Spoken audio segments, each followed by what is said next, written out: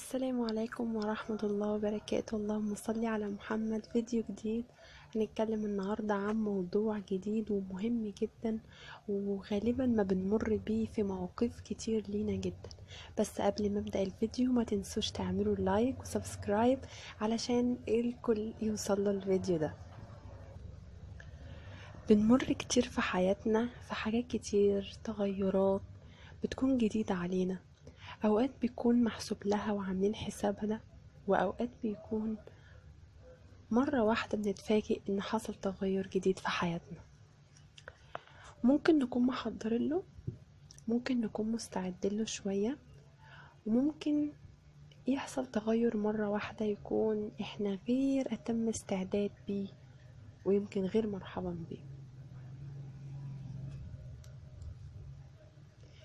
لما بنمر بظرف زي ده في حياتنا، اكتر حاجة ممكن يعملها اغلب الناس هي القلق والتوتر والتشتت، وان ازاي هنتعامل وازاي هنمشي في التغير ده. دايما بنحب ان احنا نفضل زي ما احنا بدون تغير. احنا مش عارفين عواقب التغير ممكن يكون ايه، فيمكن دوت حاجة من ضمن الحاجات اللي تخلينا مش عايزين يحصل اي تغير جديد في حياتنا، او ان احنا ندخل في مرحلة جديدة حتى في حياتنا، لمجرد ان احنا مش عارفين يا ترى هيبقى فيه ايه في اللي جاي. ادينا احنا عايشين في اللي احنا فيه ده، وعارفين على الاقل اوله من اخره ايه. لكن ان احنا نجازف ونغير او ندخل مرحلة جديدة او شغل جديد او اي تغير يطرق في حياتنا، فده حاجة بتخوفنا جدا وبتقلقنا. يمكن ازاي هنتصرف بيها.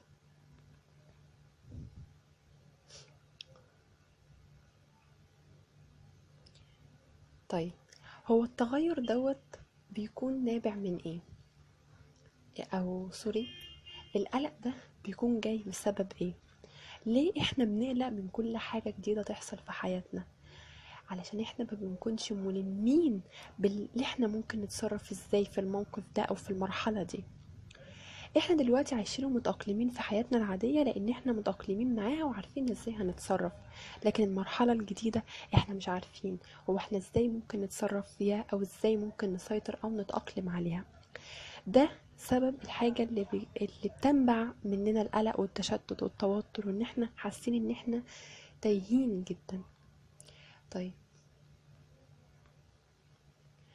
من واحنا في بطن امهاتنا واحنا متعودين ان الحاجة بتوصل لنا متقشرة، يعني الاكل والشرب كل حاجة بتوصل لنا كده.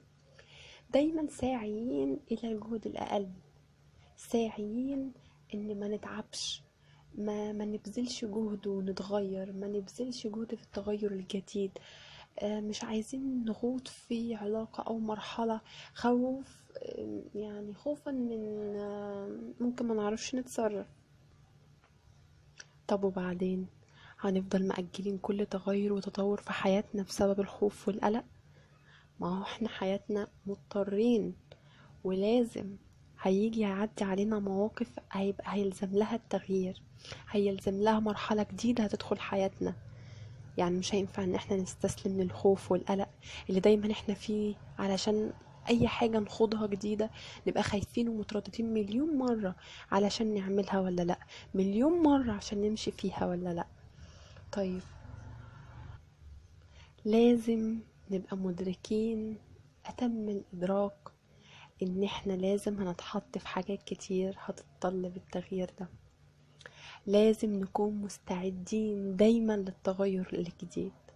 لازم ما نخافش، ما نهربش.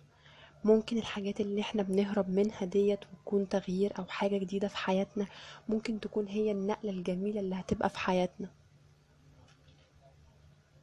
مش هينفع نفضل خايفين دايما من كل حاجة جديدة، لان الحياة مش هتستنى تفضل زي ما انت كده، انت لازم هتتحط في تغيير. طيب، المفروض ان احنا نعمل ايه يعني؟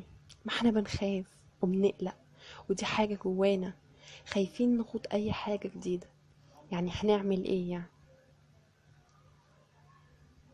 هندخل في المرحلة الجديدة دي وهنتعلم وهنتأقلم، ويبقى عندنا دايما متفهمات إيجابية للمرحلة دي.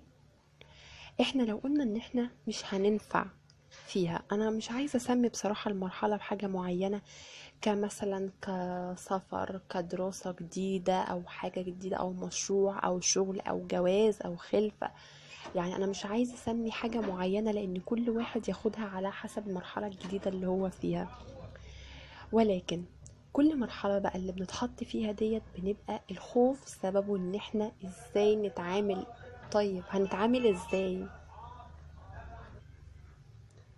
لكن احنا لو ملمين بكيفية التعامل مع الموقف ده او الحياة الجديدة ديت، او خدنا كل حاجة مش عارفين نعملها بطريقة ايجابية، وان احنا نتعلم وهنعرف وهنعافر، هنعدي المرحلة ديت وبعد كده هنتأقلم عليها، ومش هيبقى فيه اي مشكلة نهائي.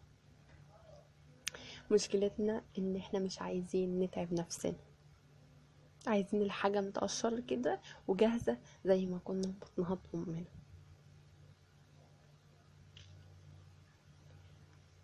جربوا، جددوا، اتغيروا، حاولوا تجربوا حاجات جديدة. قوموا يلا فكروا انتوا عديتوا ايه كان مفروض يبقى تغيير وسبتوه علشان خايفين. فكروا كده وخططوا، وادعوا ان ربنا يوفقكم في المرحلة دي، وهتلاقوا كل حاجة هتمشي معاكم. حتى لو كانت صعبة في الأول، حتى لو كنتوا متلخبطين في الأول، هيجي الوقت بعديها. لو انت عايزة اني تتعلمي وتتأقلمي وتحبي الحياة الجديدة او تحبي التغير الجديد، هتعملي ده. لكن ما تقفليش الدنيا، ما تقفلوش يا جماعة الدنيا. لازم نقدر نتعايش ونتفاهم، لازم نعدي، لازم. احنا دلوقتي مش زي قبل كده، احنا عندنا برضو بحاجات كتير.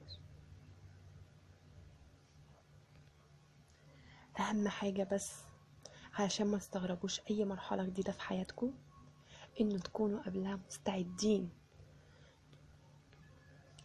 مستعدين نفسيا ليها، علشان تبقى حاجة جميلة جدا، لا انتوا مخضوضين منها ولا انتوا مش عارفين تتعاملوا معاها. يا رب اكون فدتكم. ما تنسوش تعملوا سبسكرايب ولايك للفيديو. ان شاء الله اشوفكم على خير في فيديو جديد، ويا رب يكون فيديو افادكم.